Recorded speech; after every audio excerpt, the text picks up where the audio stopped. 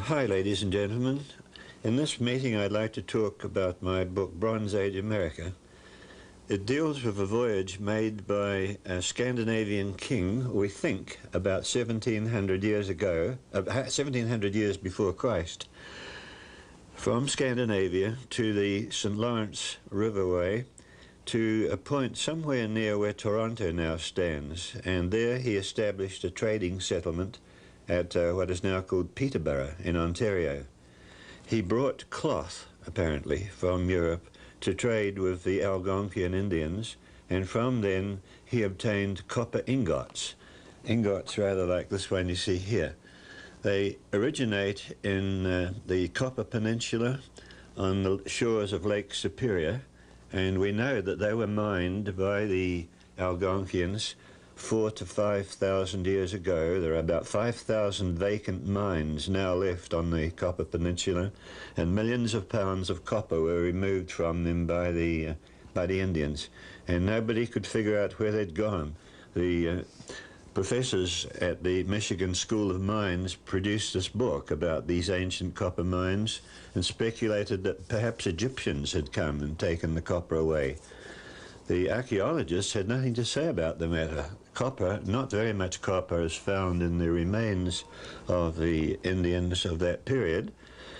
The mounds don't contain very much copper. What happened to the millions of pounds of copper that were taken out at that time? Carbon dated, as I said, to 2,000 to 3,000 BC. We think that our finds at the site in Peterborough give the explanation. They were obtained by visitors from abroad, from Scandinavia, and the copper was taken to Europe and there converted into the Bronze Age tools of that period. And in return they brought woven cloth, little of which has survived, though occasionally we do find pieces impregnated with copper salts in the graves of the Indians of that period. The camera has been roaming over a general view of the site at Peterborough, and so you'll see what kind of a place it is. It's a flat, or almost flat, gently rolling area of limestone with hundreds of petroglyphs carved into it, and also, as we shall see, a great deal of ancient Nordic writing. Many of us are familiar already with the presence of people from Scandinavia in historic times. The tower that you see in this picture is in Rhode Island, and we think it was built as a church by one of the Norse bishops around 1200 AD.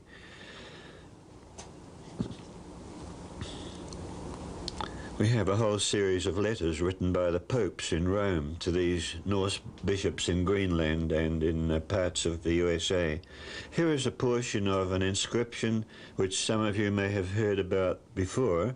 It's located in Kensington, in Minnesota, and it's engraved on a large rectangular slab of stone and gives a description of how a group of traders from Sweden, Goths from Sweden, were waylaid by a party of Indians, and some of them were killed.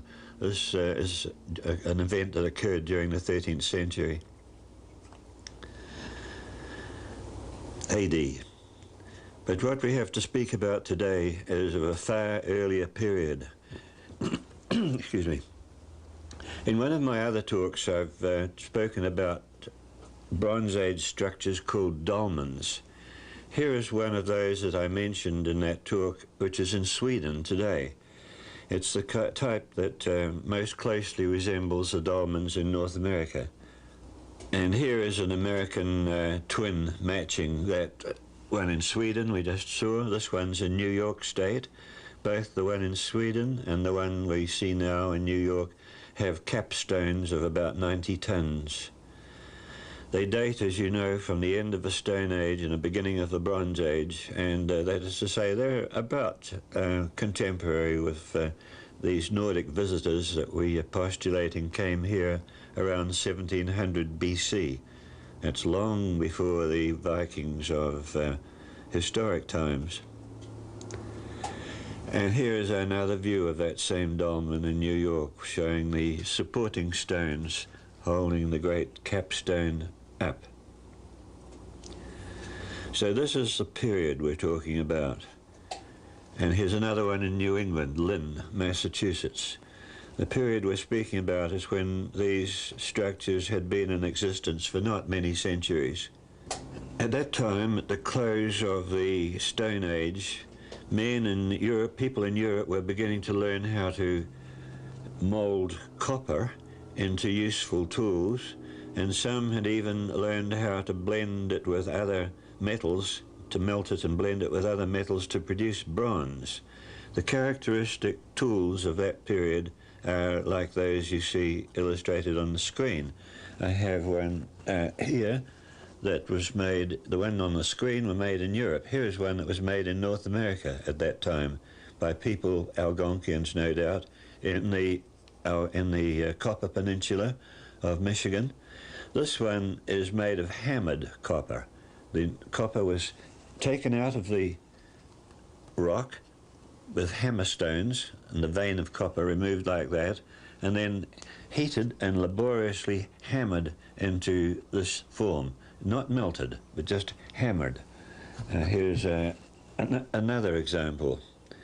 And these are ingots washed out by the action of the great glaciers during the Ice Age, tore out chunks of copper and then dropped them in the lakes, great lakes like Lake Superior in particular, where scuba divers find them today.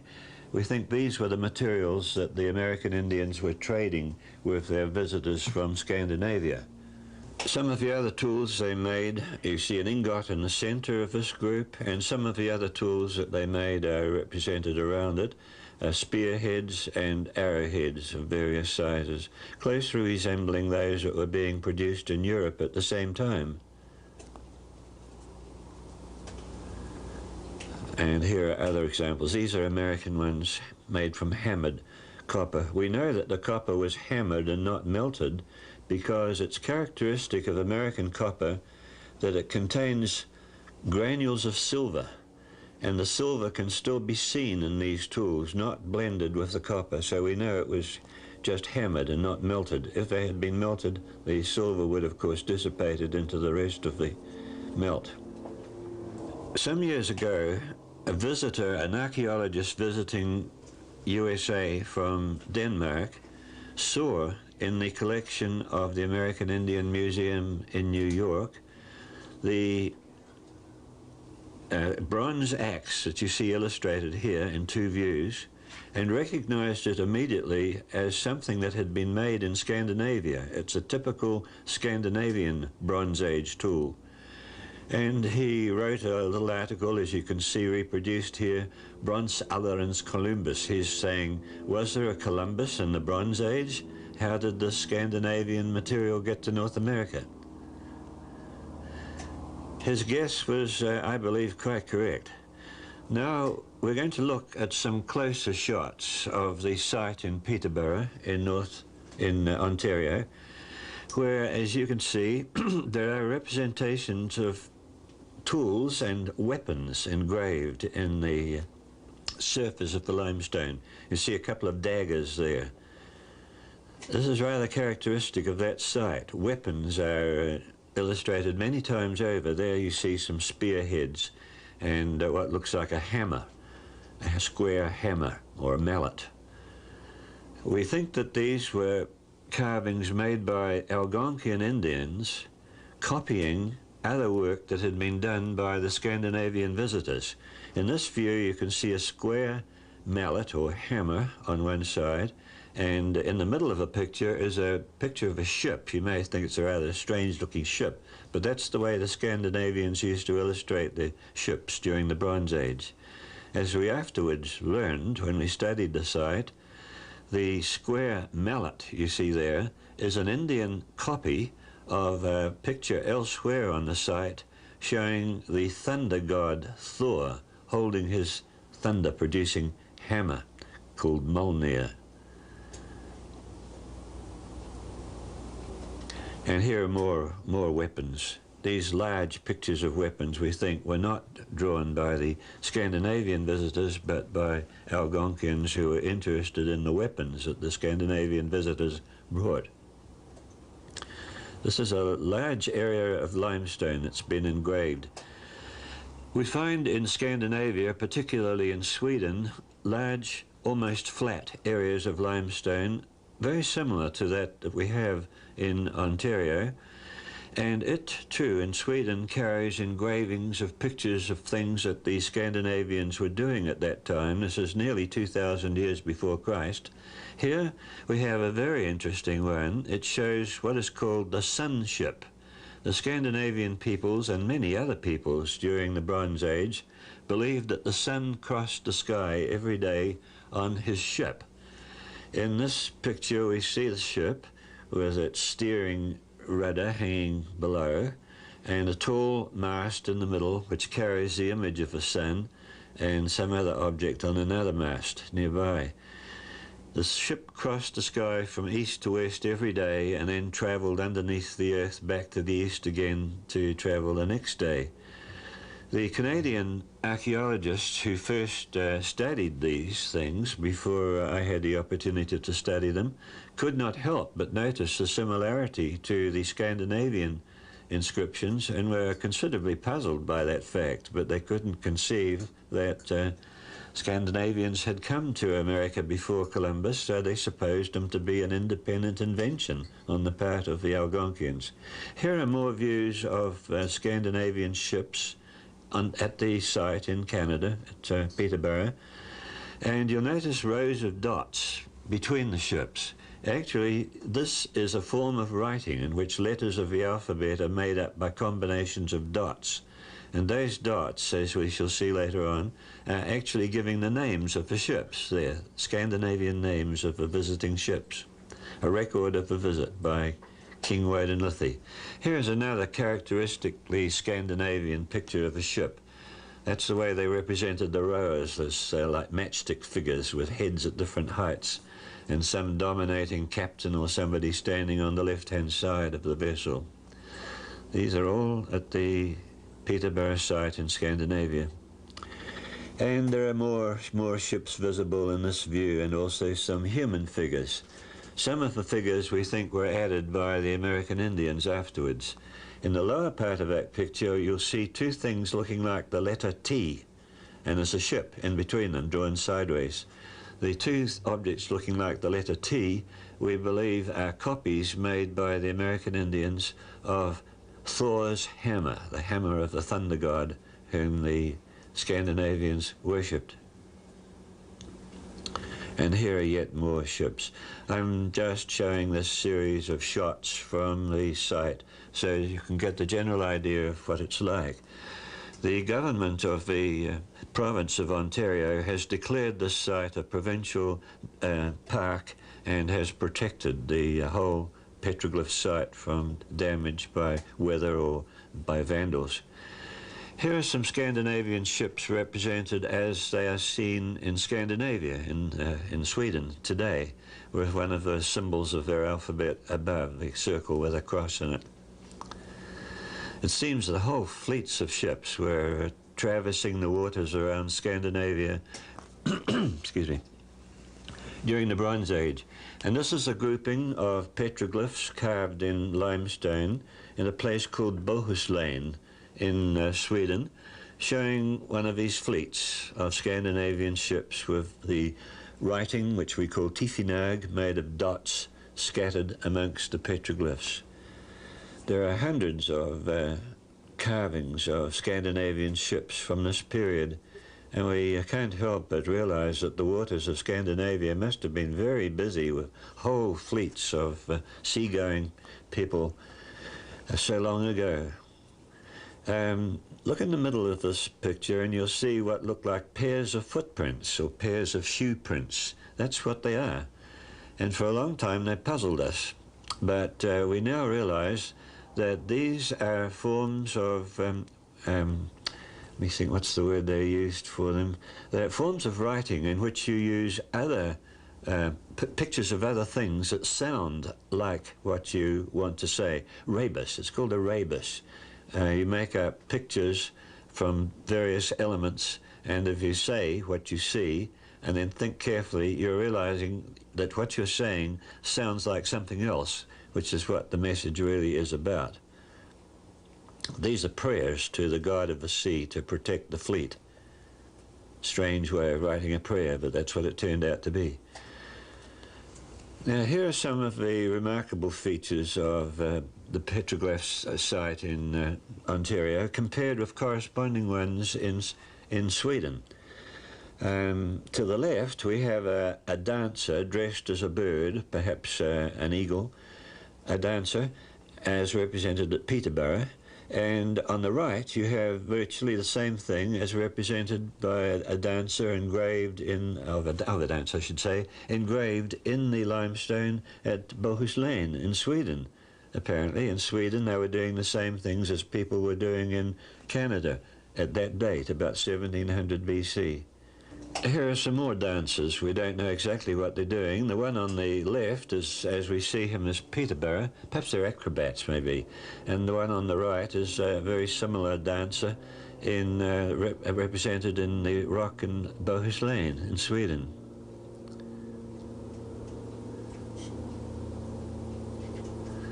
As I mentioned earlier, the Canadian archaeologists who first studied this site in the 1970s were aware of some of these similarities to the petroglyphs of Scandinavia and were greatly puzzled, but they just could not conceive that there could have been a visit by people from Scandinavia to Canada so long ago, and so they were forced to guess that peoples on either side of the Atlantic were mysteriously inventing the same ideas simultaneously.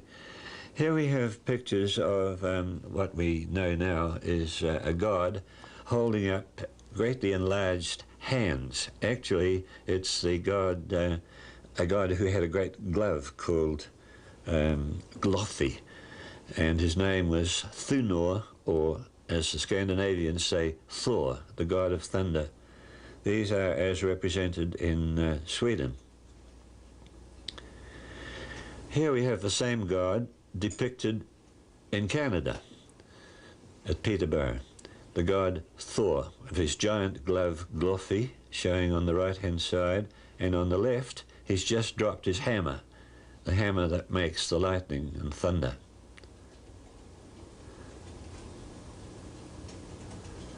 And here's another representation of the thunder god. He's wearing a conical helmet, as he sometimes also does in Sweden. This is in Canada, however, and he's holding his hammer again.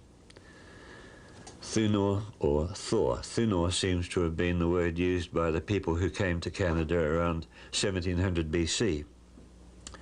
Now, what had been overlooked until I had the privilege of beginning to study at this site was that there are several types of writing present on this set of engravings. The one you see there is the kind we call Ogham. In another talk I gave on dolmens, we mentioned Ogham, which we see engraved on some of the dolmens. Here is the whole alphabet, and you see that you have a horizontal stroke, or sometimes it's written vertically, and smaller strokes on either side, either above or below, or if the main stroke is written vertically, then smaller strokes on the left or the right. And according to the number and according to which side of the horizontal line they're placed, you have a different letter represented. Or if the strokes cross both sides, as at the bottom, transcript strokes, then we have yet another series of letters. That's Ogham. And surprisingly, we find Ogham at the Peterborough site, I should say. Evidently the Scandinavians were aware of Ogham. It's not just something that the Celts used. The Scandinavians had it too.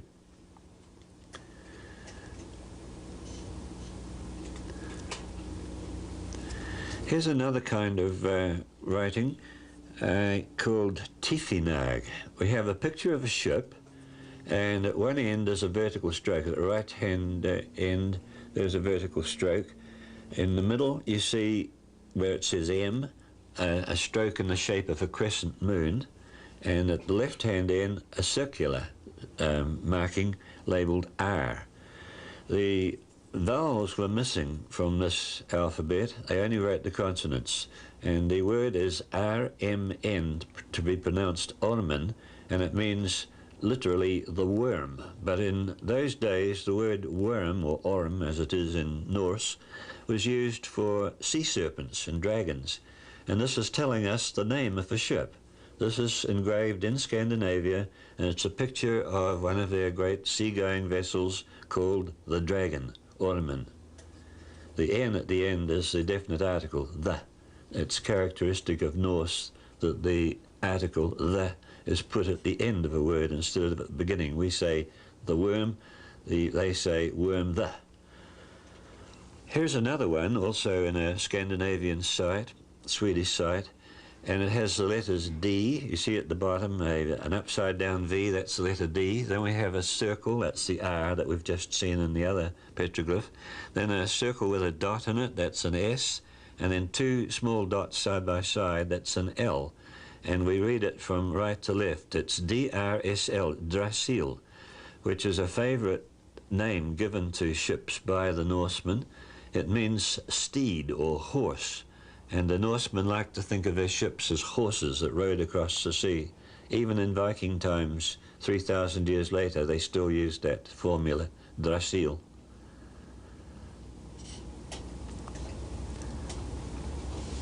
And here's the whole alphabet set out for you. You see 1 dot for A, 2 for L, 3 strokes for L as an alternative way of writing L, and so on. I won't go through the whole alphabet for you, but that is the Tifinagh alphabet, found in Scandinavia and also at Norse sites in Canada. This is an ancient alphabet that preceded the runes of historic times and is much older. We can see here we can form here some idea of how the letters got their names. They resemble, for example, look at that crescent on the left-hand side, the third one down from the top, a crescent. That's the letter M, and it stands for the Norse word man, meaning moon. They took the first sound in the object which these symbols are supposed to represent, and that gave the letter for you. Should you wish to learn more about this system than we can conveniently talk about in a lecture like this, this book, Bronze Age America, is one place where you will find the alphabet set out and explained in detail, and another place where you can find them are the publications of the Epigraphic Society, which repeatedly explain these things.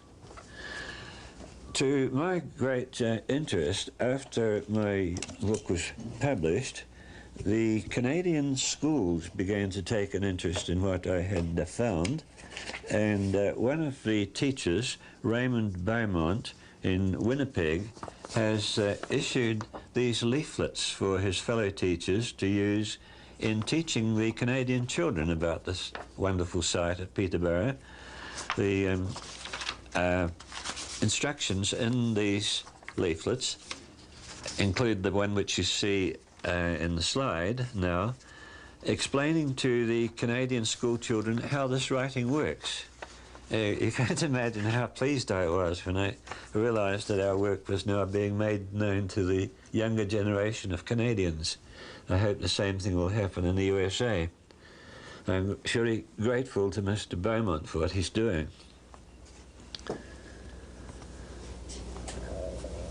There's more examples of pictures from his publications. He's taken the illustrations from Bronze Age America and presented them in a form easily understood by children. In this particular example from his leaflet, it comes from this one, in this particular example we're looking, he shows how the word bull, which is a word that the English language shares also with the Norse language, BL, is represented there, and cow, which is vag in Scandinavian, WG, is there. And then on the right-hand side, he shows a picture of a sun god whose name is Sol, the same word as in Latin for sun. The old Scandinavian word was Sol. He's holding up the letters SL, spelling his name. This is a very early form of writing, and it's so interesting that school children now are once again learning it. I mentioned earlier there are many pictures of the ships of King Woden Lithi at his site, and they have their names written beside them. One of the ones there, for example, you can see KGH, Krog. That's a very well-known name of a type of ship used by the Norsemen in historic times, And to our surprise, we find that same name was used for the ships back in the Bronze Age, cog.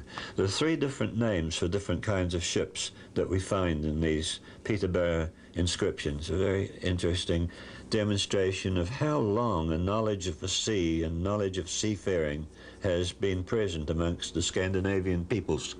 Now I'll come to how we found out what the site is all about. The first part of the inscription, as we gradually worked out the different pieces and figured out what they were saying, we learned that the man who initiated the whole thing was a king of a town in Norway, which still exists, called Ringerike, and his name is represented on the site by W-D-N-L-I-T-H. And Woden or Woden Lithi. In modern Scandinavian, that would be Odin. We say Woden in English. The Germans, as you know, say Wotan, the father god. And Woden Lithi means servant of Woden. He was the great king Stor Konungur, it says, of Ringerike, a town in Norway. And the last part says Quaid Rune Gneiz. He gave orders that the runes should be engraved.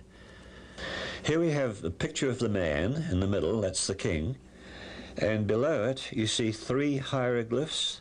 The one on the lower left is a ring of office called Hringerita in Norse. Then below him is a bird, evidently a stork, and the word in Scandinavian is the same as in English, storker. And the picture on the side is a ship, Nogwe, one of the types of ship called Nogwe. If you put together those 3 words, you get a rebus, a kind of a puzzle picture, Ringerstorka Nogwe, which is as close as you can get to Ringerike Stor Konungr, of Ringerike, the great king.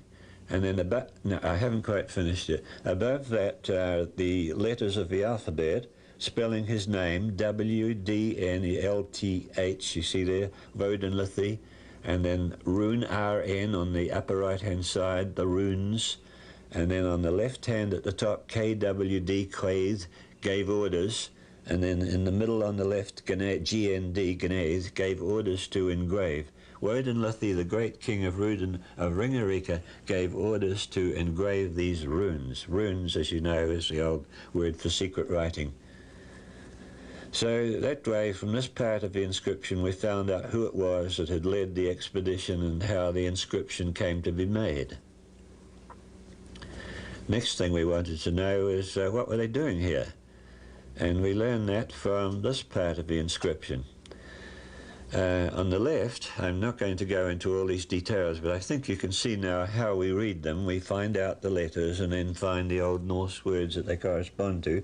The left-hand side, he tells us that the spear of the god Woden, or Odin, had the name Gungnir, and the spear is illustrated at the top left, Gungnir. And then he goes on to say, that was the name of my ship. My ship, the Gungnir, the Spear of Woden. So now we know the name of the first ship that crossed the Atlantic, or the first ship we know about, that crossed the Atlantic so long ago to America. On the right-hand side, he tells us why he came here. It was to trade cloth for ingots of copper. The thing like a bone at the top on the right is the way copper was represented in the old days as a copper ingot. A comb in the middle, kam, is the word we have in English, came. You can use, if you want to say I came, you can draw a picture of a comb.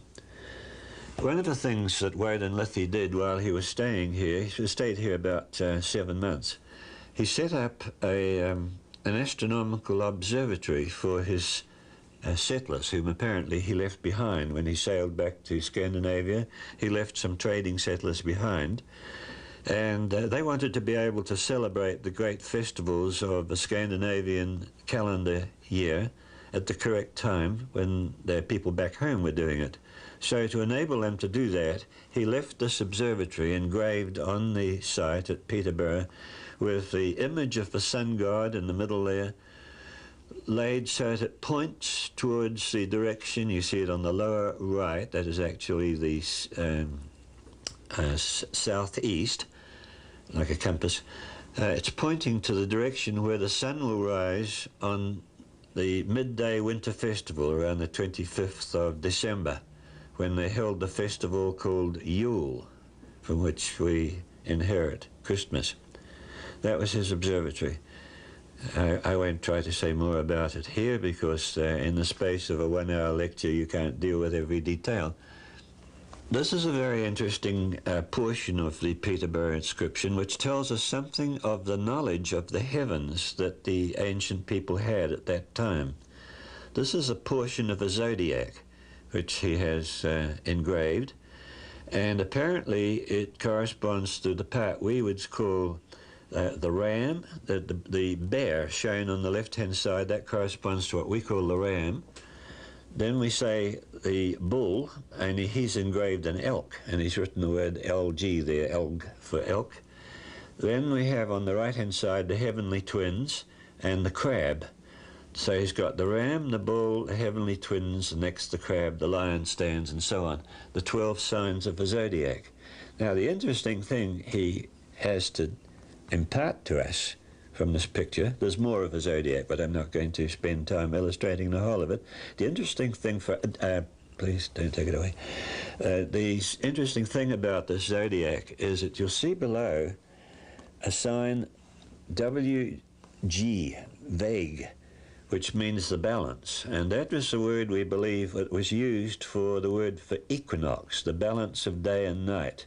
And he's telling us that the equinox occurs when the sun is midway between the bear and the elk, or as we would say, between the ram and the bull. Now that's not the state today. Nowadays the sun's in a different position at the time of the equinox, but we do know that around 1700 BC, that was where the sun was at the time of the equinox. And this is how I think the inscription is to be dated. He's telling us his period with this diagram. It's interesting that that date corresponds quite well with a time when we know the mining for copper was occurring in the Copper Peninsula. We can date the Copper Peninsula mines by the remains of charcoal found in the bases of the mine shafts. They give us a carbon date corresponding quite well with Wade and Lithey's date. Here is a picture of his sun god enlarged.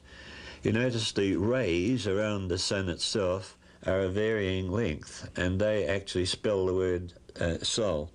Here again we see the sun ship with the sun on the mast in the middle. The Canadian archaeologists, when they first noticed the close similarity to the Scandinavian sun ship, wondered how it was that the American Indians could have thought up the same idea, but nonetheless that's what they thought they did. And they reported that there was a line of dots, a curved line of dots to the left-hand side of the picture. They did not realize that this is part of the Tifinagh alphabet. And what it is saying there is that it's the ship of the glowing standard, ship of a burning standard. That's the sun. This is another part of the observatory left by Wade and Lithey. This one is giving us the name of the goddess of the moon. The varying lengths of the strokes around the disk of the moon are the Ogham letters, which give the old Scandinavian name of the moon, and tells us that it was used for measuring the months. These peculiar figures puzzled us a bit for a while, but we gradually came to realize that they are the Yule men, the clowns who celebrated the winter festival. Men dressed up as animals. Sometimes they're upside down, which suggests that they may have been acrobats. Here are some more Yule men, including one that's upside down. Apparently mummers celebrating the winter festival. Gungnir, I mentioned the name of the great spear of the god Woden earlier. Here is a representation of it again, spelt out N-G-N-R. We think that perhaps it might have been pronounced in those days Ungungnir, maybe. It's Gungnir in historic times. That was the name of Woden-Lethy's ship. Here we have a picture of, as the writing tells us, a monstrous wolf that features in Scandinavian mythology. In historic times, it was referred to as the Fenris wolf.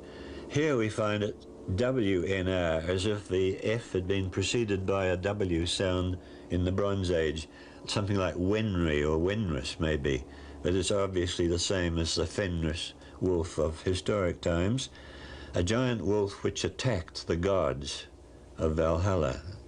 Can we have the next slide, please? There was a writhing serpent showing above the wolf too. That was another one of the beasts that attacked the gods. The letters here tell us that the human form, represented in the middle with only one arm, is actually the god Siu. Siu was the god of war and also the god who protected ships at sea. So we have his symbol, a trading ship, to the right, and his name spelt out beneath them with TZW, Siu. And a wolf, again, it's the Fenris wolf, shown to the left-hand side. He has, you see, only one hand. The other one is dripping blood. The wolf has just bitten off and swallowed his hand. That is part of the Scandinavian mythology, that the Fenris wolf attacked the gods, and Siu, the god of war, came out and defended the other gods, but sacrificed his hand in so doing. How interesting that these myths are so old that they go back to the Bronze Age and engraved on the rocks for us to see. Here are some representations of the god Thor, as we know him from historic mythology, but he's called Thunor in these inscriptions. That's another word for thunder. The thunder god who is destroying serpents of Middle Earth. On the left side, you see his hammer, looking like the letter T there. On the right-hand side, there are several more representations of his hammer, together with the name of the hammer. We know that the Norsemen of historic times said that Thor carried a magic hammer called Mjolnir. Each, swords and things had individual names in those days. This particular hammer was called Mjolnir, and we see there the name MLNR written in the consonants of its name. Several representations of it, and he's also holding a Mjolnir and wearing his conical helmet, as he sometimes does in Scandinavian pictures of him, but these are Canadian pictures. Well, I published my work in 1982, I think it was, in Bronze Age America, this book that I'm holding. And after the information in it became known in Scandinavia, a Danish historian, Jon Galster, came to North America and visited the site and studied the inscriptions and came to the conclusion that I had interpreted them correctly. And he then wrote a book in the Danish language, which was published by the Danish Historical Textbooks Society, Hilleristningernes Tale, which is a Danish phrase meaning the story of the rock inscriptions in Norden av Amerika, in the north, in the northern countries, and in America. And you see a picture of the sun god, portion of the sun god. His book is this one, published in the Danish language. Unfortunately, few people in North America read Danish, so that not many people know that a Danish scientist came in and confirmed my work. He also made some corrections, for which I'm grateful. That is Jon Galster. If we could see the next slide, please, I'll indicate the interesting correction he made. I did not know much about the Norse legend of a tree called Yggdrasil. I knew the name. I knew that there was a magic tree or world tree called Yggdrasil in Norse mythology, but I didn't know what it was like. And I saw the word Ugdrasil, meaning, as I thought, ugly steed. You remember we found Drasil earlier on as the name of a ship, a steed or a horse? I thought this was spelling ugly horse. And because of the similarity of the Yggdrasil to the Yggdrasil of Scandinavian mythology, I concluded that it was the name of this tree, and that the strange object on the right-hand side must apparently be a picture of a tree with only two branches and apparently a sun or a moon shining over the top of it. I thought perhaps the inscription had been damaged and the other branches had been lost. We could see the next slide, please. We'll see now what the Danish investigator made of it. He first of all pointed out that Yggdrasil is the old Saxon way of pronouncing Yggdrasil, and it doesn't mean ugly steed. Ugarus is an old word, an alternative name of Odin, or Woden, and it means Woden's horse. The story being that Woden periodically sacrificed himself to himself by hanging himself from this tree, the magic tree of Yggdrasil. Very strange story. And on the right-hand side, Dr. Galster has shown us a picture of a carving, a monument to Yggdrasil that existed in the town called Lippe in northern Europe until about the 8th century, the exact date I can't remember, about something like 750 AD, when Charlemagne, or Karl den Store as the Danes call him, when Charlemagne came to this pagan site and destroyed it. That's a picture of the monument to Yggdrasil as it was at that time. You see, there are two branches. It is not so different from the picture at Peterborough after all. After we had published our respective books, I continued to look into the petroglyphs of North America, this time alerted to seek Scandinavian similarities. And the series of slides I'm going to show you now show some of the later findings we made. The figures, they don't have any letters with them, so we don't really know what they represent. We published these findings in this volume of the Epigraphic Society that I'm holding, and I'm going to show you some of the slides taken from the pictures in this volume now. We found that both at Peterborough and at sites in North America and sites in Scandinavia, we had what looked like sun figures with a pair of legs. We also found them, as you see on the upper right, sun figures with heads and legs and carrying a sword, apparently. The next slide, please. Here are some more of these figures that seem to be representing the sun, or maybe just warriors carrying circular shields. In each case, the members of a pair are one in Bohuslän, Sweden, and one in North America. We have pairs of Scandinavian and American matching pairs here. They're found in different parts of North America. They're not all in Canada. Some of them are in different parts of the USA. But it seems as if Scandinavian visitors were penetrating almost all over the continent. Perhaps they were traders using canoes for going from one river system to another, and leaving behind these pictures of their divinities as they were in Scandinavia. Here's another example. I had mentioned earlier on how you find pairs of shoes or shoe imprints over ships. We think these are ways of representing by hieroglyphs prayers to the gods to protect ships. This is explained in more detail in my book. I won't try to go into it here because it involves reference to too many Norse words. But that's what we think the pair of shoes over a ship indicates. This is one in Scandinavia. Now here's one in Colorado. We're going to see one in Colorado, a ship represented much the same way as it is in Scandinavia.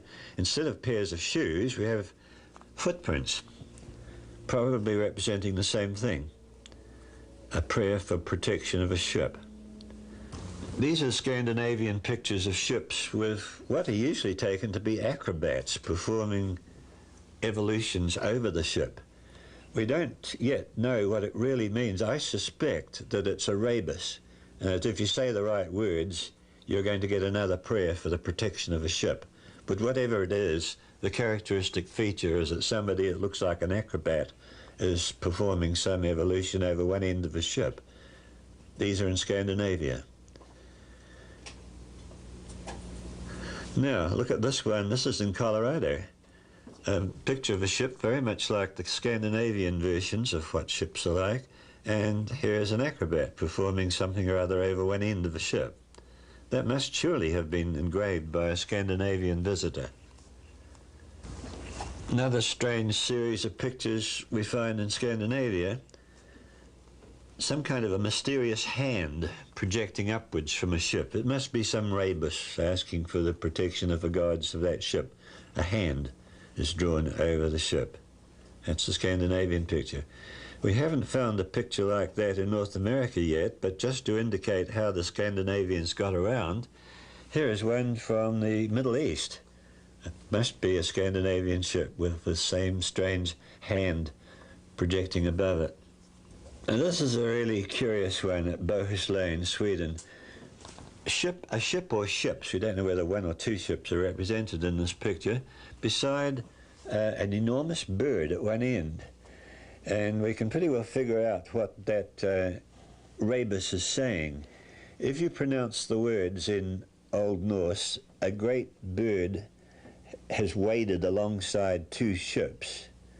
It sounds very much like some other Norse words that mean, may Odin the mighty gods protect the ships, or bring the ships back. So it's a prayer for the safe return of the ships. It doesn't look like that, but I think that's what it means. A giant bird standing beside the ships. Now, look at this example from Texas. Inexplicable when it was first found, but how similar it is to the Norse one. I think that this is a Texan example of that same prayer of a Norse ship shown with a giant bird wading beside it. A great bird has waded alongside the ship, and may Odin the mighty guide the ship, is probably what it's saying. Well, these are just ramblings into the petroglyphs of North America looking for Norse parallels, and they're not part of Bronze Age America, but they are published in our series of publications, the publications of the Epigraphic Society. I bring my talk to an end there because that tells you the point we've gotten to in our work. We're still looking for more Scandinavian parallels, but we do now realize that there were contacts between North America and the people of Scandinavia nearly 2,000 years before Christ. Thank you. Dr. Phil, thank you very much for sharing that wonderful information. Where might people obtain more information or continue their study in this? One of the easiest ways of getting information right now is the new edition of America BC has added a chapter on the Woden Lithy material. That's about the easiest way to get it. That's in pocketbooks. The original book, Bronze Age America, unfortunately is out of print at the moment, though we hope to bring it back into print.